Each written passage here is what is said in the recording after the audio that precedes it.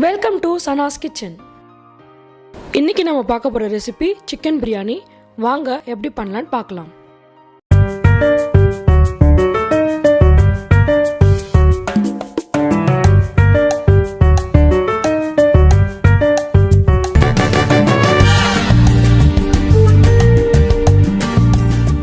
Cooker வச்சு ஒரு 5லேருந்து 6 table spoon நான் எண்ணெய் ஊற்றிக்க போகிறேன்.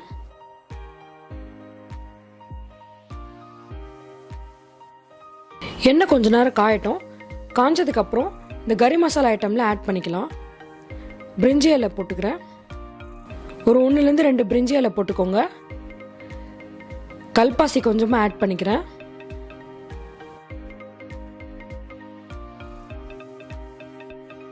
ஒரு 2-3 பீஸ் பட்டை ஆட் பண்ணிக்கோங்க. ஒரு 4-5 கிராம்பு, கூடவே கொஞ்சமாக சோம்பு ஆட் பண்ணிக்கிறேன். இது சூடான எண்ணெயில் கொஞ்சமாக பொரியட்டும்.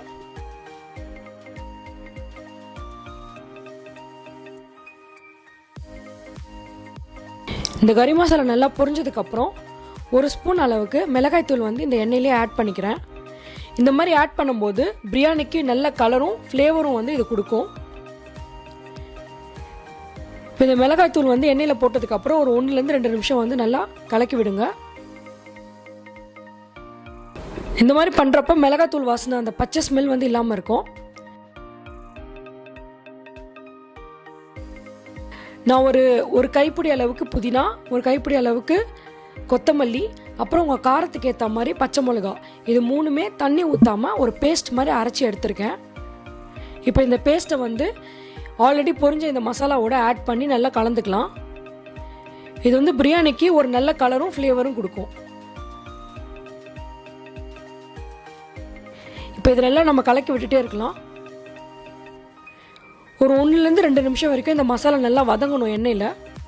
அப்போ தான் இந்த புதினா, கொத்தமல்லி, அப்புறம் பச்சை மிளகாவோட பச்சை வாசனை இருக்காது. இந்த மசாலா நல்லா வதங்கினதுக்கப்புறம் நான் ஒரு டேபிள் ஸ்பூன் அளவுக்கு இஞ்சி பூண்டு பேஸ்ட் இந்த மசாலாலேயே ஆட் பண்ணி நல்லா சாட்டே பண்ணிக்க போகிறேன். இந்த மாதிரி பண்ணுறப்ப பிரியாணி ரொம்ப ஃப்ளேவர்ஃபுல்லாக நல்ல வாசனையோடு இருக்கும். இந்த மசாலா நல்லா வதங்கியிருக்கு. மேலே நல்லா எண்ணெய் பிரிஞ்சு வந்திருக்கு பாருங்கள். இந்த ஸ்டேஜில் பெரிய வெங்காயம் ஒரு 2லேருந்து 3 நான் நீல வாக்கில் கட் பண்ணியிருக்கேன். இந்த மாதிரி கசக்கின மாதிரி ஆட் பண்ணிங்கன்னா அந்த வெங்காயத்தோட ஃப்ளேவர்ஸ் நல்லா மசாலாவில் இறங்கும். அதனால தான் நான் ஒரு மாதிரி கசக்கி போடுறேன். இப்போ இந்த வெங்காயத்தை மசாலாவோட நல்லா கலந்து விட்டுக்கலாம்.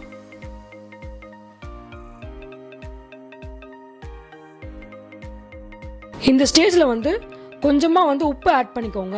இது வெங்காயம் வதங்கிறதுக்கு ரொம்ப யூஸ்ஃபுல்லாக இருக்கும்.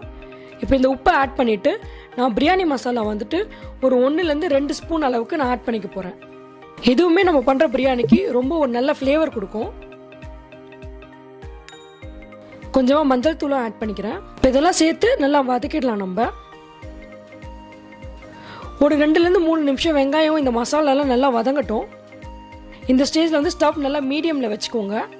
ரொம்ப ஹையில் வச்சிங்கன்னா சீக்கிரமாக கருகுன மாதிரி ஆகிடும்.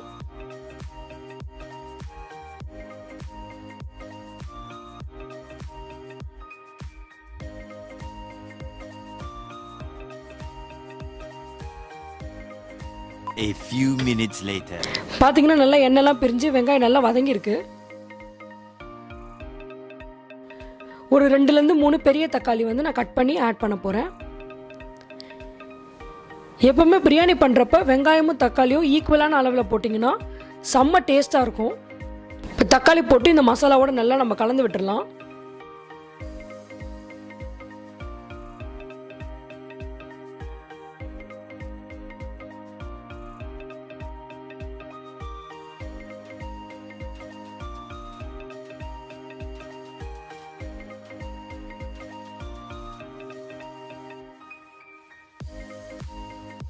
A few minutes later. இப்போ இந்த வெங்காயம் தக்காளி ஒரு 2-3 நிமிஷம் வச்சுருந்தேன். நல்லா வதங்கியிருக்கு. ஒரு தொக்கு கன்சிஸ்டன்சிக்கு வந்திருக்கு. இப்போ இந்த ஸ்டேஜில் நாங்கள் ஊற வச்ச சிக்கனை நாங்கள் இதில் ஆட் பண்ண போகிறோம். இந்த சிக்கனை நாங்கள் ஊற வைக்கிறதுக்கு என்னெல்லாம் ஆட் பண்ணியிருக்கோம்னா ஒரு 2லேருந்து 3 டேபிள் ஸ்பூன் நல்லா பீட் பண்ண தயிர், கொஞ்சமாக மஞ்சள் தூள், கொஞ்சமாக உப்பு, மிளகாய் தூள், கொத்தமல்லி கொஞ்சம், நம்ம ரெடி பண்ணி வச்சுருந்த பிரியாணி மசாலா இதெல்லாம் ஒன்றா சேர்த்து நல்லா பிரியாணிக்கு ஏற்ற மாதிரி கட் பண்ணியிருக்க அந்த சிக்கன் பீசஸில் வந்து நல்லா நம்ம வந்து மிக்ஸ் பண்ணி மேரினேட் பண்ணி வச்சுருக்கோம். இப்போ இந்த சிக்கன் பீஸ் வந்து நீங்கள் மசாலாலாம் போட்டு பெரட்டும் போதே கொஞ்சமாக இஞ்சி பூண்டு பேஸ்ட்டு இல்லை லெமன் ஜூஸ் வேணும்னா எல்லாமே சேர்த்தே நீங்கள் வந்து நல்லா பிசைஞ்சு வச்சுக்கலாம். இப்போ இந்த மேரினேட் பண்ண சிக்கனை வந்து நம்ம அந்த மசாலாவோட ஆட் பண்ணிக்கலாம். இந்த மாதிரி நம்ம ஊற வச்சு பண்ணுறப்ப சிக்கன் குள்ளியுமே வந்துட்டு நல்லா அந்த மசாலா ஃப்ளேவரோட பிரியாணி ரொம்ப டேஸ்ட்டாகவும் சூப்பராகவும் இருக்கும். இப்போ இந்த மசாலாவோட நல்லா இதெல்லாம் கலந்து விட்டுருங்க.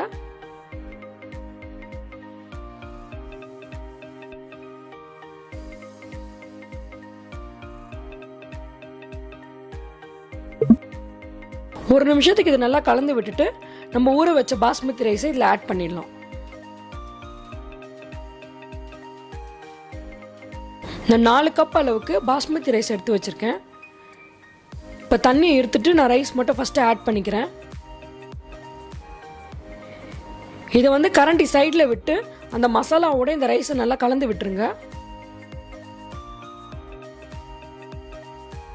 கரண்டி ரொம்ப நடுவில் கொடுத்து கலந்து விடாதீங்க, ஏன்னா அரிசி வந்து உடஞ்சிரும்.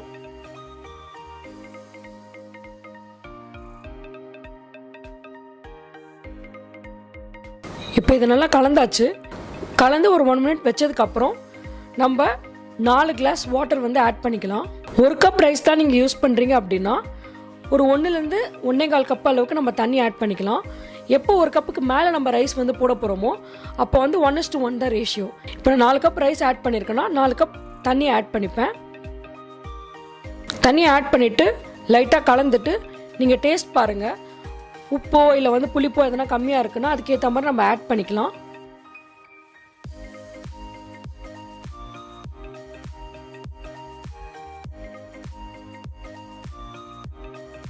உங்களுக்கு கொஞ்சம் புளிப்பு தேவைப்பட்டதுன்னா இப்போ நான் பண்ணுற மாதிரி கொஞ்சமாக லெமன் ஜூஸை வந்து நீங்கள் வந்து ஸ்குவீஸ் பண்ணி விட்டுக்கலாம்.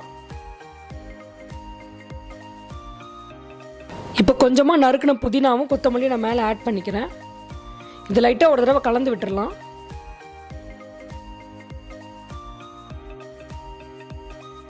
நான் மேலே ஒரு நல்ல வாசனை அண்ட் அந்த கிளேஸியாக இருக்கிறதுக்காக 1 ஸ்பூன் அளவுக்கு நெய் ஆட் பண்ணிக்கிறேன்.